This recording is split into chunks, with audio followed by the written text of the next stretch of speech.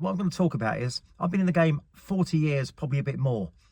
I used to change my cars every 2 years when I first started out. And I ran a business and I employed a lot of instructors and had numerous cars. But the amount of cars I've had over the years, there's been loads. In fact, I've done a post on some of my cars. I can't remember all of them, but I can just remember, I wish I had a record of every pupil that passed their test from the day I started.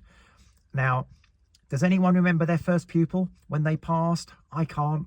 I've got memories, but I can't remember. I wish only if we had social media back in the 80s and iPhones where you could take photographs and videos, I'd have a great memory.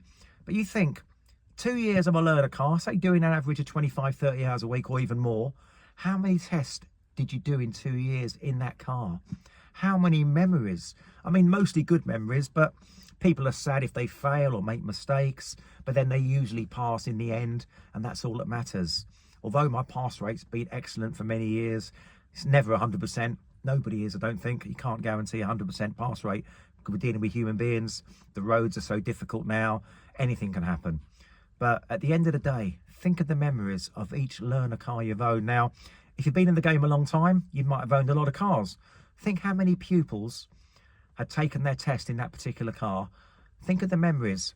Now, I often sell my cars on. I keep my cars in good condition, but obviously they are high mileage, and obviously they've been driven by lots of different drivers and learner drivers. But at the end of the day, I think driving instructors' cars, most of them, are actually a good buy. I think they're worth buying because, one, I hope we look after them better.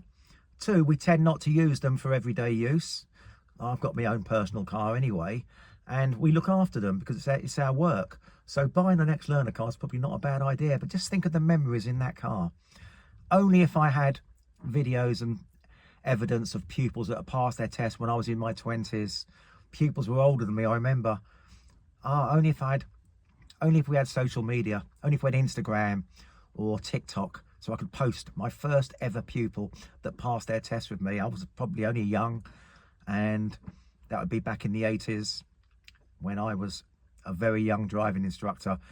What I'd like to hear from you guys is, can you remember your first pupil? What was the car you passed in? Can you remember your driving instructor? Can you remember the examiner? I can.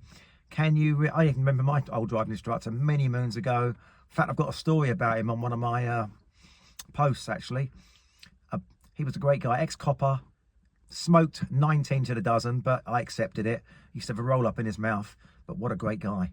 Gave me loads of tips, loads of great stories, and he was a class 1 driver too, so can't ask for any more than that. And I passed my test and went on to be an advanced driver and became an instructor at the age of 23. So that's not bad. Anyway, I want to hear your stories. Think of those cars you've had over the years. I've had loads. Now, think of the memories in that car. Whenever you sell a car on, think of the memories. Stay safe. I want to hear your stories. I want to know what cars you've had. Can you remember when you passed your test?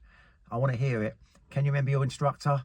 Doesn't matter how long you've been doing this job or how long you've been driving. I want to hear the stories. Stay safe and keep up the good work. It's not easy being a driving instructor, but it's very rewarding. We inspire people. Pupils make goals. Most of the time, they're happy, but when they fail, it's very sad and you feel for them. But the most important thing is they get there in the end. Stay safe, and I want to hear your stories.